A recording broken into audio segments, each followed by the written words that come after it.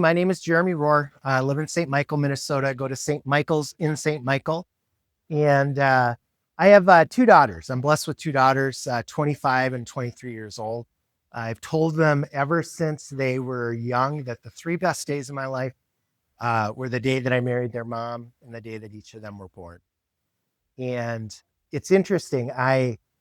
When I got married, I thought I understood what love was. And that moment that you hold your child for the first time was the first time with our oldest daughter was the first time I experienced truly unconditional love. And my guess is you can probably relate to that. And as a father, early on, I had hopes for my kids. I wanted them to really, if I could boil it down, I wanted them to grow up to be happy, healthy, holy kids and happy, healthy, holy adults. And been blessed with, just the family and just the experience of being a dad. Now, naturally, you have that goal in mind of what you vision the family to be and your kids to grow up. And as a dad, I think there's also the element that I'm also on the alert, right? I'm looking out. What are the things that could get in the way of happy, healthy, holy kids? And unfortunately, one of the biggest things that can hurt our kids is pornography these days.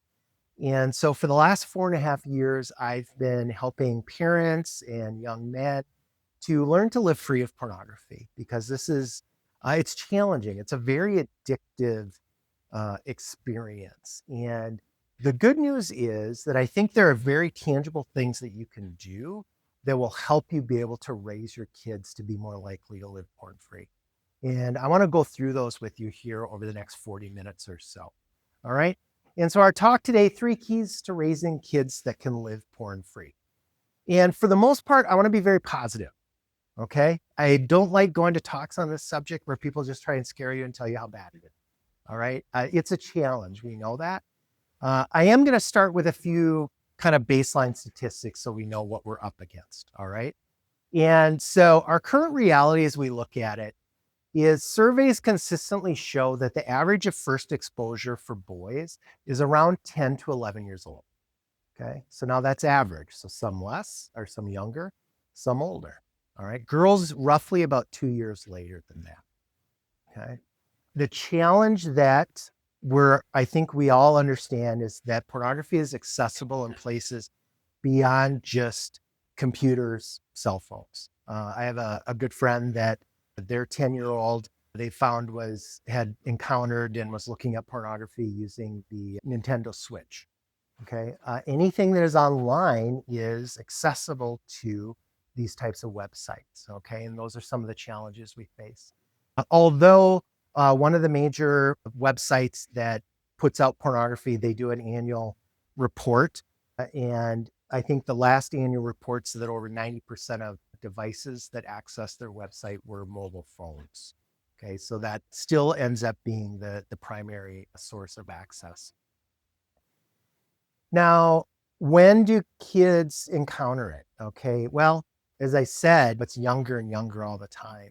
There was a group in Britain that surveyed a group of parents. 75% of parents thought that their kids hadn't encountered pornography yet.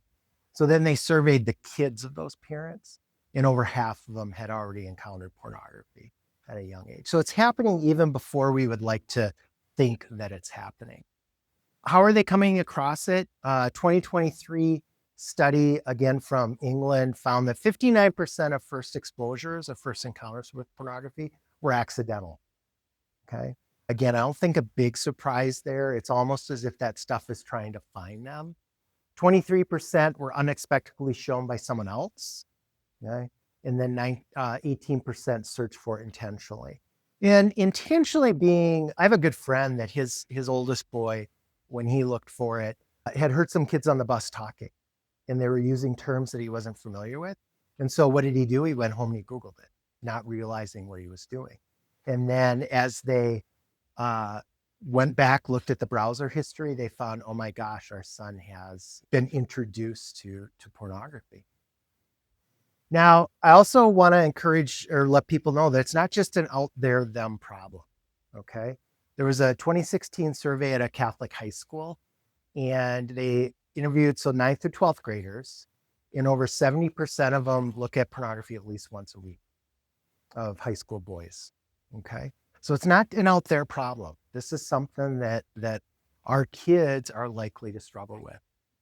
And why does that matter? Well, if we believe what John Paul II, St. John Paul II said, that the future of humanity passes by way of the family, what other studies have found is that pornography leads to a decreased value placed on the institution of marriage, a decreased desire for children, and a decreased need for faithfulness in a relationship. And those are scary things. All right. So what I want to do today, though, is I want to give you a hopeful message. And I want to go through 3 stages that I think will help you raise kids that can live free of pornography. And the first one is probably obvious, and it's probably the one that you're already doing, and it's to protect them, protect their innocence, protect them from encountering it. All right. The second, though, is preparing them for when they encounter it the first time. The sad reality is it's not if our kids or if your kids are going to encounter pornography, it's a matter of when. And what will they be prepared to do at that point? And then the third one is to be able to accompany them once they reach adolescence, to help them, to be the resource for them, to help them to be able to develop the virtue of chastity that will help them live free of it. And I'm going to go through those 3 things in the talk today. So the first one is protecting your child's innocence. And the goal here is to prevent early exposure. And why is that important? Well, all kinds of bad stuff if the earlier a child encounters pornography. Everything from risks to their mental health. It's an experience of trauma being something that we don't know how to cope with it. I was probably 7 the first time I encountered pornography. I had no idea what I was looking at, right? And so there's a degree of trauma that comes into place. It distorts our idea of sexuality. It increases the risk of sexual behavior, addictive patterns. It can impact their academics and just their social behavior. Again, so I probably don't have to convince you that you want to delay exposure. And so I'm not the expert in preventing exposure. I'm going to give you a resource, and on the handout there, it's the first one that's listed to protect them. And I recommend a website called Protect Young Eyes. They do the research to help you as a parent be able to know what to do. And if you go to their website, you're going to see materials on devices that you can use, okay? Whether it's your router or a special device that you can put into the house. They're going to go through and they're going to look at the most recent apps that are targeting young kids and adolescents, and they're going to give you information on that. They're going to recommend other tools, and then they're also going to go through the latest tech. So for example, maybe they need to have a phone and the ability to text you for some reason, but you want it to be very limited in what they can do. So they have reviews of all kinds of, I guess, semi-smartphones, but very limited in what they can do. And so they do great work, and I highly recommend you go there. You should be able to find what you want. They send out a newsletter once or twice a month that also has good information. So that really is the key to protecting them, is protecting them against that accidental exposure, which again is 59% of first encounters with pornography. Now, the next biggest group of how they encountered it was from other people, okay? And so stop and think, where are my kids traveling in a group, okay? Are they traveling with other kids that have smartphones? There's a risk there. Are they sleepovers? Last year at the conference, I had a mom come up just heartbroken because her 10-year-old boy had gone to a sleepover with friends from the Catholic school. And at 10 years old, the friends had shown him and introduced him to pornography. And then older friends and relatives, right? Those are, I think, going to be some of the most common places that you encounter it. I have friends from church that they have a policy that from the time their kids are young, if their kids want to look at someone else's phone, they have to ask mom and dad permission. Okay? So just a very practical thing. I have to ask mom and dad permission. And it's kind of a funny story is our priest was over one time visiting him. And he's just a very social guy. And he's like, oh, hey, I got to show you this. And he pulls out his phone and he was going to show him something harmless, something interesting, nothing bad. And the kids instinctively, even with their priest, said, Mom and Dad, can I look at his phone? Right? And so it becomes, think in terms of this. What are the things I need to do to manage this well? Because that's your second greatest risk. And then the third one is, I gave the example of my friend that his son heard something on the bus and was curious about it. And so he wanted to find out about it. And so my encouragement to you is, as a parent, there's kind of two positions that we end up in relation to our kids. Okay, one is that of an authority figure. It's us as the parent, them as the child. And that's a very important role and part of the relationship. But there's also a place in our relationship with our kids that we want to come along beside them. And the more that our kids know that we are someone that they can come to and ask questions of, the more likely when they do get curious about something that they'll be comfortable to come talk to you. And I think that's a great kind of question to ask ourselves is, would my kids be comfortable talking to me about this? And what do I need to do to develop that type of relationship? Not that I'm permissive, not that I'm just their friend, but I'm the person that they trust. Okay. So those are some tips to overcome that first exposure with, again, those first three ways that kids come across it: accidentally, from others, and intentionally searching for it out of curiosity. The second key is preparing our kids to respond to pornography once they encounter it. All right. And again, I want to share with you a really good resource. There's a website called Defend Young Minds. A gal by the name of Kristen Jensen has done just excellent work. She has a series of books called Good Pictures, Bad Pictures. There's Good Pictures, Bad Pictures Juniors, and this is 4 to 7 years old. Okay.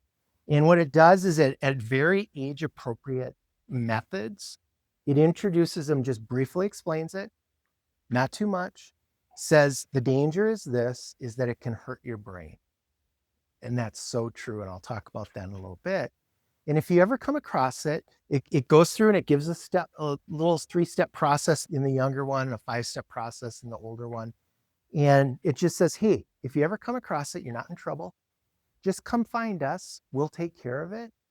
And what I love about it is she positions you as the parent as the resource. Okay. So again, that role of being able to come alongside them, that you will not be in trouble if you come tell me about it. So again, Good Pictures, Bad Pictures. I'll have these at my booth if you want to flip through these after the presentation.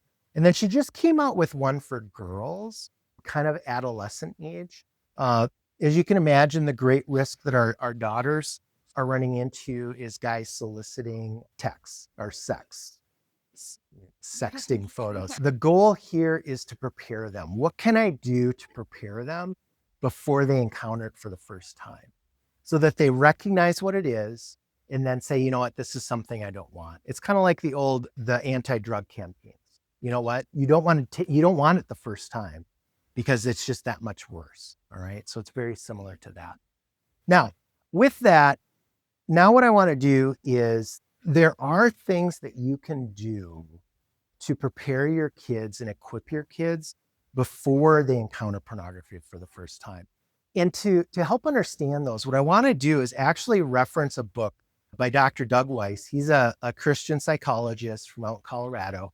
And he wrote a book called The 6 Sex Addiction Types and Their Treatment. And what I want to do is go through this, and then I want to reverse engineer it and help you to understand what you can do to prevent those from happening. And so the first type of sex addict that Dr. Weiss talks about is what he calls a biological or conditioned addict. And this is the person that turns to sexual activity just because that's what they do. It might be, at the end of the day, that's what I do to unwind. I pick up my phone, I look at porn. There's a large percentage of our culture that that's what they do, right? It could be the person that, you know what, when I see something sexually arousing, I have no qualm to do anything else, and I allow that to let myself go. All right. And the challenge, of course, is that once a person realizes they don't want to do that anymore, their body is conditioned to that. And I'll talk a little bit about some strategies to help with that. The second one is the psychological addict. So this is the person that if I get too high, maybe I'm angry or I'm anxious, I use pornography or sexual activity to come down. Or if I'm depressed and tired, maybe I use it as a pick me up to make me feel better. The third is the spiritual based addict. Of the six, this is the only faith based one. Okay. But it's legit, right? We all know this is part of what makes us Catholic, right? Is that we know we have this God shaped hole in our heart. And as St. Augustine said, Lord, you made us for yourself, and our hearts are going to be restless until they rest in you. And so the spiritually based addict, they're trying to fix that restlessness. The fourth one is the trauma based addict. Maybe I had trauma, and trauma being defined as both an absence of something I needed growing up. And so I didn't develop coping skills to manage difficult situations, or it could be something that was done to me that shouldn't have been done to me, physical, sexual, emotional violence. Okay. And trauma can be something that makes us turn to sexual activity. A really good book on this is the book Unwanted by author by the name of Jay Stringer. And if you have any questions on these, the resources, I'll be at the table afterwards and tomorrow. So the fifth one is what he calls an intimacy anorexic addict. And we were all created to be in relationship and to experience intimacy. And intimacy being that I know someone, I see someone, I'm known by others, I'm seen by others and accepted, right? We are created for that. And particularly pornography and any type of sexual activity can give the illusion of intimacy. And so it fills that need if we have that gap. And then the final one is a mood disorder addict. Okay. And this is somebody that a little different from the psychological addict. This is somebody that could be diagnosed with some type of mental health disorder, maybe a depression, or anxiety, a bipolar. Okay. And maybe they aren't diagnosed, but they're self-medicating. Okay. And so those are the 6 types. And so what I want to do is I want to actually reverse engineer these now and help you to understand the things that you can do from the time that they're infants. I think it's so great that some of you have kids 1-year-old, because there are things that you can do even at that age that will help them become more resilient to this. Okay. And I think as Catholics, again, we're at a Catholic homeschool conference. I think our tendency is to think that the way to solve this is through spiritual formation, that I just help you on the spiritual side of it. Okay. And, of those 6 causes of addiction, only one of the 6 was spiritually based, right? 4 of them were emotionally based, and 1 was just conditioning. Okay. And the challenge that we have, and one of, I guess, a pet peeve, I'll describe it as that, is I think that a lot of times in the church, we treat these things as, well, it's a spiritual problem. And if you don't know that, I'm just going to tell you and explain to you why it's wrong. And if that doesn't work, I'm going to tell you louder about how bad it is, right? And the reality is again, when we look at those 6 reasons that people struggle with sexual addiction, by the time a person realizes, hey, I want out of this, they know it's wrong. What they need is they need someone to help them with it. And so what I'm going to suggest is that the foundation for this is actually human formation. And what I mean by that is human formation is helping our kids develop emotional maturity and freedom. Okay. And I'm going to explain this. And then the other piece when it comes to this and any type of temptation is learning how to respond to those, why I'm tempted by certain things and what I can do to overcome those. And this actually is based on when St. John Paul II began his process of renewing the Catholic seminaries. He wrote a document called Pastorio Dabos Vobis. If I didn't say it right, please forgive me. But he said that priests need to go through this process of formation, of human formation, because our relationships are how we understand who we are as a person and what it is to be in relationship with people. And that sets us up for a spiritual formation. Okay, think of this. How does Jesus describe God? The Father. Okay. What if our kids don't have a good, healthy understanding of a father, you know? So that's a human formation that we can build our spiritual lives on. And then once we know who God is and we've experienced him and can understand that, then we can build the intellectual formations. If you love me, you will fulfill my commandments, right? And then finally, it prepares the priests for their pastoral, their vocation. But even if our kids aren't going to be priests or religious, they're still called to a vocation, right? Might be a small p priesthood, but that's part of what we want to build our kids up for. So I just encourage you to consider this in terms of kind of a broader, more well-rounded area of formation. So let's go into this. Let's look at emotional maturity and freedom. And this picture here talks about how we feel emotions in our body. Okay. I don't know if anyone's explained why emotions and feelings are synonymous, but I love the work of Dr. Conrad Bars and his daughter Suzanne. And they say that all emotions are a feeling, but not all feelings are an emotion. Okay. So let me explain what that means.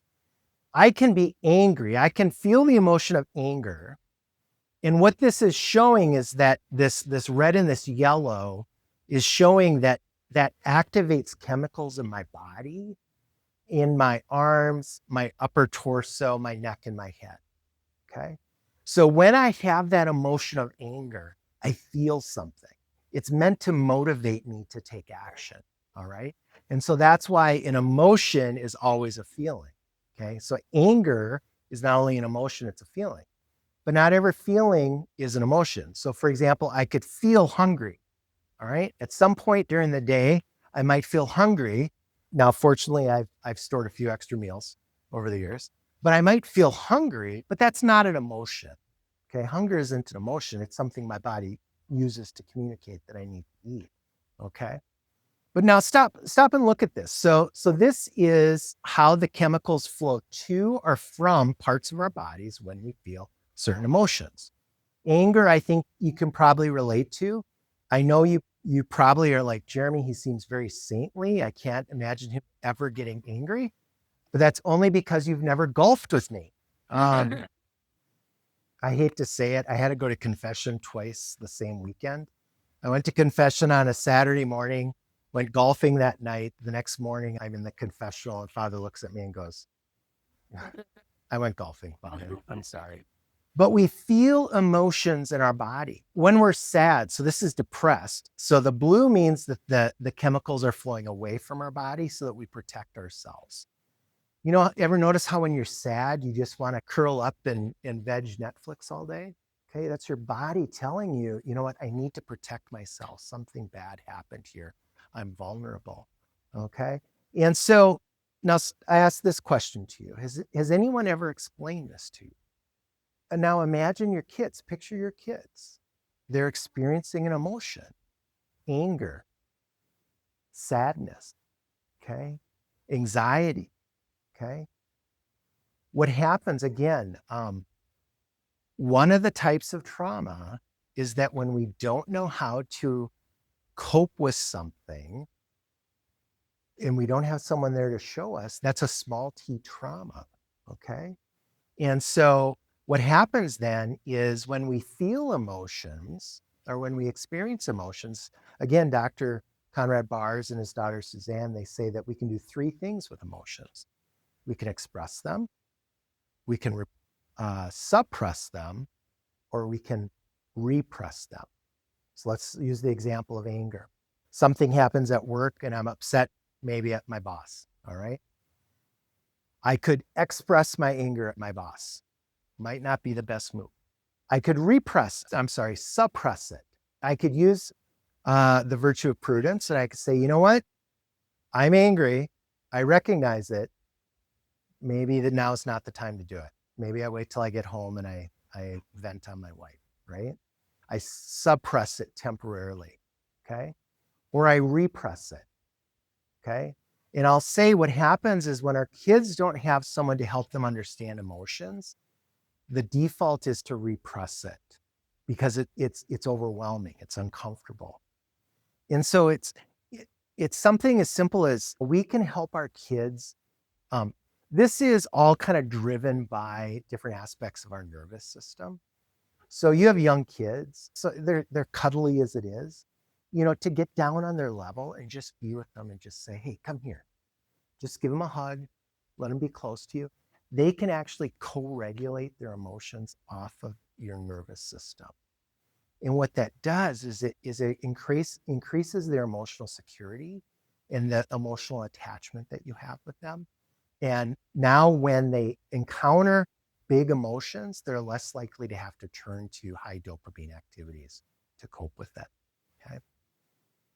And the other thing I would recommend is if you've never seen one, an emotion wheel, Dr. Brene Brown is a social researcher, and she wrote a book called Atlas of the Heart. And she reaffirmed that the average person can only identify 3 emotions. It's usually some version of happy, mad, and sad. So one of the best things that we can do also is to help our kids develop a vocabulary around emotions. One of the easiest ways to do this is to, at dinner time or when you're in the vehicle and you have some time, go through highs and lows, okay? And as they describe it, reflect back to them. It sounds like that was frustrating for you, or it sounded like that made you sad. You felt sad. Is that how you felt? Giving them a language so that they can identify it. Once we can name it, it's easier to tame the emotion, okay? All right, I gotta hurry here. Now, when it comes to temptation, so I wanna shift into temptations here and how we can manage these things. Our brain has 2 parts, very important parts. I simplify it, I call it the lower brain. Our limbic system is very good at conserving energy, seeking pleasure, and avoiding pain. And there's nothing wrong with that. That's how we've survived for millennia, okay? But all of these things, because pornography is so full of, it triggers dopamine, it can hijack these things, and that's part of why it's so addictive. Now, fortunately, our brain also has 3 strengths in what is the prefrontal cortex, we call the higher brain, and it's good at setting goals, evaluating the consequences of actions, and overriding the lower brain's instincts. So what does this mean? Okay, so the lower brain recognizes that pornography or sexual activity feels good, okay? And so I'm a kid, and this here, it says pain, boredom, discomfort, okay? I'm experiencing an uncomfortable emotion. What does my brain do? It goes through kind of the file system. It says, what can I do to feel better? And it looks for the easiest way to do it, okay? It's good at conserving energy. So if I've encountered pornography, ta-da, I look at pornography, my body floods with dopamine, and it's like there's this little wall that buffers me from those negative feelings, okay? But the bad thing is that afterwards, after all those chemicals go away, we're actually left with even worse emotions, guilt, shame, and loneliness. How much dopamine is in pornography? Well, this was from the National Institute on Drug Abuse. Short of amphetamines and cocaine, sexual arousal, sexual activity is the highest dopamine activity that your kids will have access to. All right? That's why it can be so addictive. Now, how does dopamine work? Okay, I told you the 3 best days of my life. The 4th best day of my life was probably about 20 years ago when Culver's moved into Minnesota. Okay. I love cookie dough concrete mixers. All right. So I have a cookie dough concrete mixer and my brain is flooded with dopamine and I'm happy. Okay. So interesting thing happens. A couple days later, I'm driving down the road and I see the Culver's sign. And my brain associates Culver's with that great feeling that I had. And something interesting happens the second time I think about it, okay?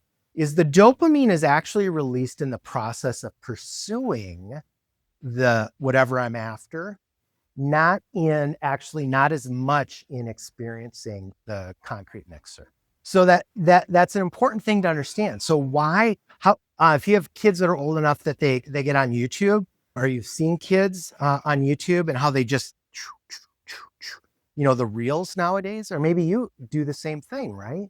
It's so easy. We're searching for that thing, that's this little pathway that the dopamine is releasing on the way there. Video games do the same thing. And what happens is you do this enough time and it creates a pathway. Um, we've probably all been in the woods and you see like the start of like a little pathway from where people are walking and they're pushing the brush away. You do that enough times, it gets bigger and bigger until eventually, you know what, it's a paved road, right? And so when, again, why does the behavioral addict, why do we turn to it? Is because as soon as I start feeling bad, it's like, I just know that this is what I do, okay? Social media does the same thing, the pursuit of likes, grades, um, goals, sports, all that kind of stuff, all right? All of these things release dopamine, and it's why they're so addictive. Now, the good news again, our higher brain also has strengths, setting goals, evaluating the consequences of actions, and overriding our lower brain's instincts. And so I want to give you kind of 3 things to help your kids strengthen their higher brain. And the first is this: help them plan their activities at age appropriate levels. So our daughters were 3, and my wife actually helped them to begin to make decisions by, do you want to wear this or this outfit today? Okay. What is it doing? It's empowering them. It's giving them agency, helping them to understand, hey, I can make decisions. As they get older, have them plan. When am I going to do my schoolwork? When am I going to do my homework? When am I going to clean my room? And help them to learn how to follow through on that. Model directing thoughts. Okay. So as they encounter difficult emotions, first kind of help them settle down and kind of get regulated. Then say, you know what I do sometimes when I feel this way is I eat a concrete mix. No, what this is what I do. And would you want to do that with me? Yeah. Okay. All right. Let's do that. How did that make you feel? Okay.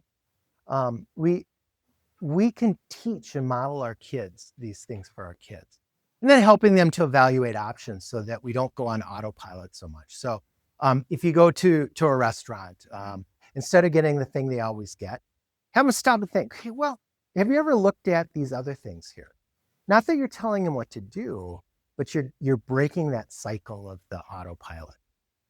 And then I talked about buffering, how we will turn to a high dopamine activity to avoid the negative feelings. This is something that I always recommend for parents to begin to do, to become aware of yourself. And then you can teach your kids how to do it. So what are the things that you do to buffer? My common one is I office from home when I'm not traveling for work.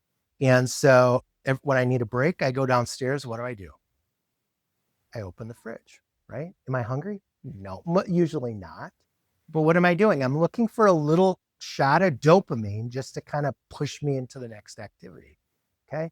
So if you are aware of what you're doing yourself, you have examples that they will be familiar with, not my examples.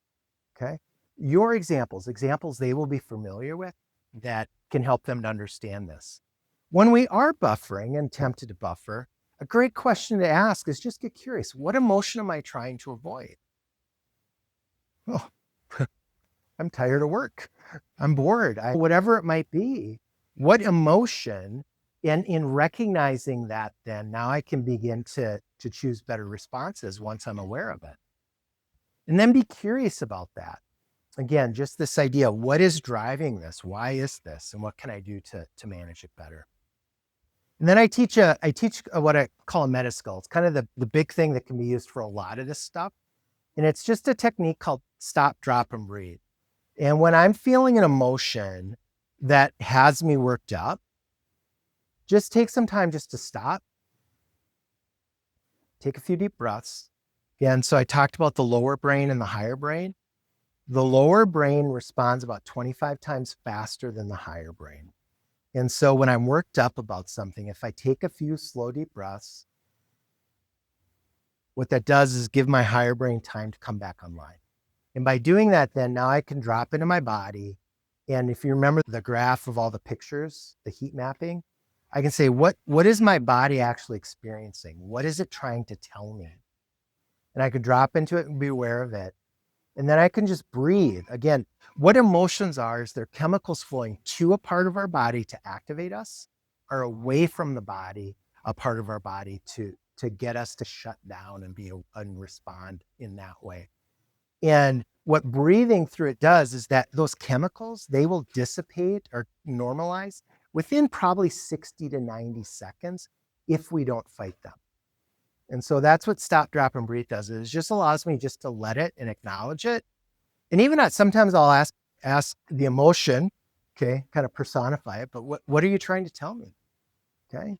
Yeah, I'm tired. It's been busy, whatever the case might be. Now, you might be thinking to yourself, great, Jeremy, wonderful tips, but I'm a hot mess. We're all a hot mess at times. All right. And I want to encourage you. There's a wonderful ministry. My good friend, Lacey Affelbeck, Edge of the Red Sea. And what she does in Edge of the Red Sea Ministries is helps Christ-centered individuals break free from the chains of trauma, dysfunction, and chaos to experience whole person healing. And they empower people to live healthy, purpose-filled lives while strengthening families and communities to create a lasting impact and inspire others to find freedom. Wonderful resource. So good to find that emotional maturity and freedom. And then finally, the last one, and I'm going to have to zip through this. We want to accompany our kids in adolescence to be able to find freedom. And I'm going to go through 3 fundamentals, and these are in my book, Fundamentals of Freedom. If you want, you can stop by and look at it. If you want it, I have it at the table. But I go through 3 fundamentals that are part of the process of living free of pornography and sexual sin. And the first is to learn to manage temptations. Temptations come from outside us. They come to us through our senses primarily, okay? And so the first thing I want to do is I want to learn to manage those so that I don't experience them, or when I do encounter them, I have a plan of what to do with it, okay? So that's learning to manage temptations. The second thing we want to do is help our kids learn to respond to urges. So temptations we manage, we exert influence over them. Urges we respond to. Urges are like the lights on the dashboard of your car. The lights on the dashboard of your car come on because something is potentially wrong, and the car is designed to warn you. If we're experiencing something and it gets us worked up and we're tempted to buffer or to engage in sexual activity that is out of place, that might be the lights on the dashboard car of our emotional, our nervous system saying, hey, you need to be aware of this. And we want to learn healthy ways to respond to that. And then the third one is learn to cooperate with God's grace. The beauty is we don't have to do this on our own. God wants to give us the tools through his grace to be able to live this. And I apologize, I'm almost out of time, so I'm zipping through these very quickly. Again, you can stop by and we can talk more about it. One final thought, and then I'll just share a few resources I have, okay? In this process, particularly when it comes to the struggle of sexual sin, very important that we have an understanding and we have the ability to help our kids understand the difference between shame and guilt. And I rely here on the work of Dr. Bob Schuchts from the JP2 Healing Center. I'm guessing many of you are familiar with him. That shame is the lie that says we are not lovable, that we are not worthy of being accepted. And generally speaking, that shame is a lie. God loves us. God accepts us. Guilt, on the other hand, is the emotion that tells us we did something wrong. We need to apologize. We need to seek reconciliation. We maybe need to make amends for that. So that's the difference between shame and guilt. And what happens is when we get into this, we can act out sexually and we experience shame. And so then we hide, and that isolates us, which makes us more vulnerable to acting out again. And it gets into the cycle that can spin out of control. Versus our sexuality was designed to help us to experience communion with someone so that we feel known and loved, and we're motivated them to be a self-gift to the other person. That's what our sexuality was created for. But we have to help our kids understand that the shame is a lie. We deal with the guilt, we respond to that, but you are never not worthy of love. And again, Dr. Brene Brown, she has a great quote. She says, If you put shame in a petri dish, it needs three things to grow: secrecy, silence, and judgment. Now, if you put that same amount of shame in the proverbial petri dish and douse it with empathy, it can't survive. So again, that position of accompanying our kids as they go through this challenge. All right, a few resources for you. The first is this: as parents, expanded material on what I've covered today is in a course called Save Our Sons. It's a free online course. I think there's a reference for it on the resources there. I've done 2 seasons of podcasts, the Freedom of Love podcast. Season 2 is entirely for parents. It goes through a lot of this information. I interview a lot of great experts on it. For the individual, if you know anyone that's struggling right now, I have a free online community for guys that are 18 and older called Brothers in Freedom. I have a bunch of these on my table. Take them. If you want to share them with your priest, please feel free to. I have lots of them. Season 1 of the podcast primarily focused on helping the individual that was struggling. And then again, this resource, I think this is something that I would recommend as a parent going through and getting familiar with before your kids encounter pornography so that you're prepared to accompany them. And then potentially it could be something even that you go through with a adolescent to go through it. All right. If you want to look at these more, I'll have them on the table.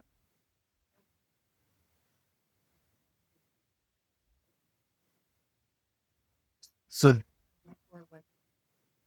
this would be in the stage of accompanying them.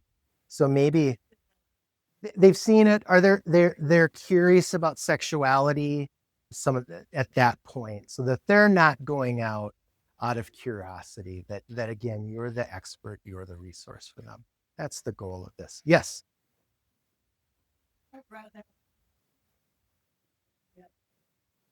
Mm-hmm. Yeah. Yeah. Yeah. So it's for both. Yep. But again, I think the value is if you get familiar with the concepts before you need them, then you have them. I always use the example: if you're passionate about fishing and you're going to teach your kid how to fish, when you take them out fishing, you don't get out the book and say, okay, here's what we do, step 1, right? No, it oozes from you, right? And so the goal here is to help you own the information as much as possible.